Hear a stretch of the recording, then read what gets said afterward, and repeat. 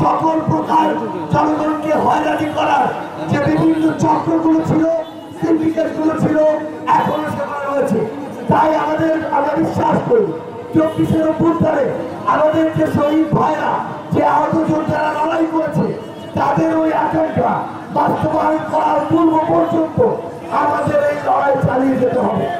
শেখ হাসিনা নিজেই গুলি চালানোর সকল অর্ডার দিয়েছিলেন। এই মারণাস্ত্র ব্যবহারের জন্য শেখ হাসিনা অর্ডার দিয়েছিলেন।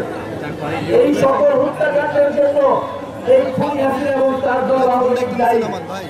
এবং এই খুনি হাসিনা এখন ভারতে অবস্থানরত আছে। ভারত সরকার গণহত্যাকারী, সন্ত্রাসী, ফ্যাসিস্ট সংগঠনের নেতা কর্মীদের নিজ দেশে আশ্রয় দিয়েছে।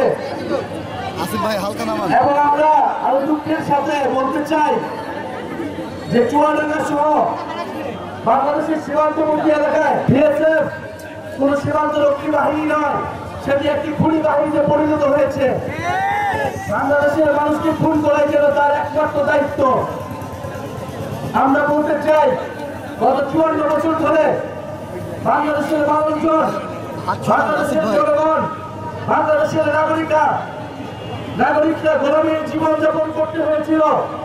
তাদের মানবিক মর্যাদা, সার্বভৌমত্ব, স্বাধীনতা বারবার ক্ষুণ্ণ হয়েছে ভারতীয় আধিপত্যবাদ দ্বারা। সীমান্তে আমার মানুষকে খুন করা হয়েছে। আমাকে আমার পানির চুক্তি, পানির ন্যায্য হিস্সা দেওয়া হয়নি এবং আমাকে রাজনৈতিক ভাবে, অর্থনৈতিক ভাবে, সাংস্কৃতিক ভাবে বারবার অপমান করা হয়েছে।